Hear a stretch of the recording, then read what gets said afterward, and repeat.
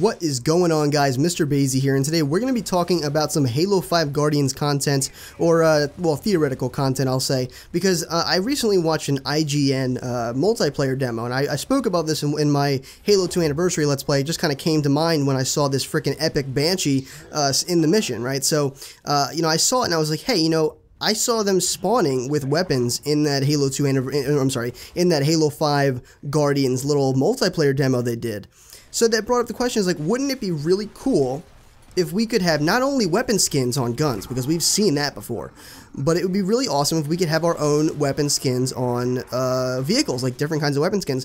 I'll show you the clip right here. It's not going to have any audio, but you can see right here. This is from my Let's Play, okay? This is from that playthrough, and you can see how ridiculously awesome this Banshee happens to look, okay? It is quite awesome, and honestly, if I'm going to spawn with a Banshee, I've been riding Banshees, okay? I've been flying Banshees, of course, since the beginning of Halo, guys. We've all been flying them around, some of us longer than others, right? But it would be cool to spice it up a little bit. I mean, we've never really seen, other than the skin slightly changing and the design slightly changing as we, you know, progress into the future, where, you know, the design theoretically would change, such as, like, you know, a Halo 3 Banshee to a Halo 4 Banshee. They are fundamentally different. They look a lot different. They're definitely not the same by any means, but you know, the whole point of the matter is, yes, the design can change, the look can change, but it would be really cool if the actual color changed and the design on the outside rather than the overall structure of the vehicle. And I know it doesn't have anything to do with multiplayer, but it's a cool little thing. It's a cool little concept. You know,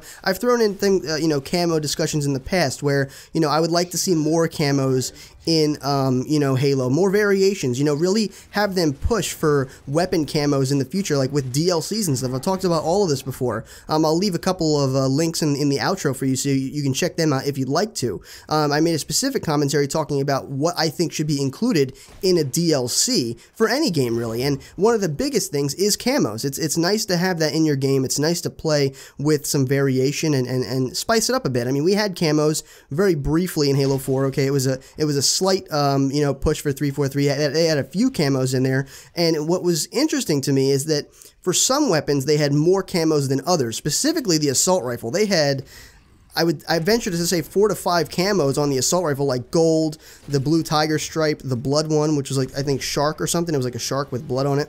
And there were some other ones as well. I can't put my finger on them at the moment, but you can see where I'm going with this. They had camos on those weapons, but it was a very small implementation. I would like it to see a pretty big push for weapon camos, maybe even vehicle camos, because again, if we can spawn with them in certain game types, it would be cool to see, oh hey, that's, you know, the guy that's been whooping my ass all game with the Warthog. Hey, that's that dude. He's got the gold Warthog, or, you know, oh man, that guy's the guy with the rainbow Warthog. Man, we got to watch out for that guy because he's whooping our ass. So it would be a pretty cool concept in my mind. I would really like it. Adds a little bit of variation, diversity in the game, and in some ways, it could even, you know, help the enemy team. Okay, I know this isn't really traditionally what the camos are used for, but it could help the enemy team, you know, kind of distinguish, oh, like I said before, that is the guy that has been, you know, shredding our team with the Mantis. You know, maybe we should, as soon as we see that guy's Mantis, we should really focus on him. So then a strategy would be not to wear camos, but, you know, either way, it's a fun little thing. I love camos in games because they don't do anything. You know, even in some of the games where camos are a big factor in the game, like Counter-Strike, where they actually cost real money and they're very expensive in some cases.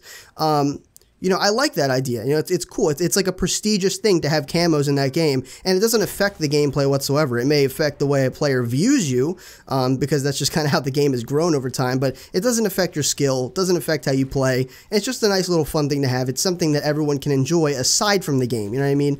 And, you know, Call of Duty implements this really well. They add camos with their DLCs. They're very creative with their camos, which I think, you know, even though 343 was kind of creative, there were a few camos that admittedly were recycled into a more Halo-style thing, like the blue tiger thing on the assault rifle. That is you know, Call of Duty 4. I mean, that's been around a long time, especially that specific design, okay? As Call of Duty's moved on, we got, like, digital camos with, like, blue and red. That was what was known as the blue and red tiger of those games. But in the very, you know, one of the most original Call of Duties, Call of Duty 4, we had blue tiger and red tiger, and they were stripes, just like the assault rifle. So they kind of brought it back. They kind of, I wouldn't say copied it, but, you know, it's been done before.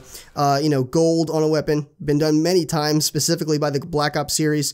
I believe they were the first ones to start it. The very first Black Ops 1 was the first gold weapons. Oh no, I'm sorry, Call of Duty 4, but it was specific guns, and you couldn't get the ones you wanted. But either way, you know, I want to see some creativity out of 343 this time. Not that they're not creative, but I want to see them, you know, make a push for some more fun-oriented things in terms of your loadouts and all that stuff.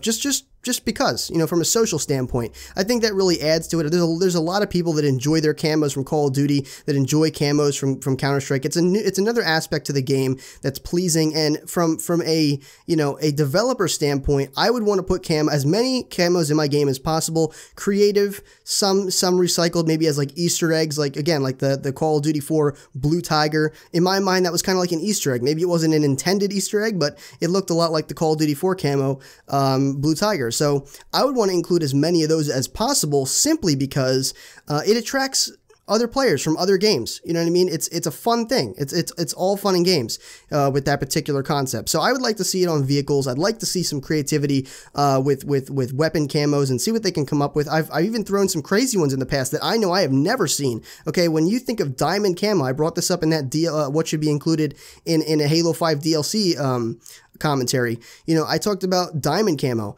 Every time you say diamond camo to me, or if I see diamond camo to someone else, they think of that bedazzle stuff that's been going on in Call of Duty forever, where you get like little diamond encrusted guns. That's cool and everything. You know, I don't mind that. That's a cool little concept. But when I think of diamond, I think of a raw, uncut diamond. You can see through the weapon. It's all rocky and stuff. It doesn't necessarily look nice. It's just, it looks like a diamond, an uncut diamond that you can see through, and it just shoots. Because we're not playing these games to make sense. We're really not. I mean, no one is really going to bedazzle their gun with diamonds in real life, okay? And honestly, when it comes to Halo, you know, it's like, I understand the concept of, you know, you need to have like trigger mechanisms and, you know, barrels and all that stuff and springs, but you know, it's a video game. It would be fun to see a see-through weapon, you know, like, you know, diamond-like see-through weapon in a game, in a multiplayer match. I think that would be pretty darn cool. You'd have to let me know what you think in the comments down below about all of this, not just the diamond thing. I was just giving you an example from a previous commentary, but I love the idea of camos. You know, plain and simple, that's my opinion on this. Love the idea of camos. It would be great to have, you know, not just more weapon camos, but also vehicle camos. And again, Call of Duty does it great. You know, they don't just include it in their DLCs. Yes, you get those camos in the DLC, but if you like a specific camo, you can go to the marketplace or the PlayStation Store, whichever one you have, and you could buy that specific one for a less price. So instead of paying 20 bucks for everything, if you don't want the maps, if you don't want all that stuff, you can go to the marketplace, pay $1.50, $1.99,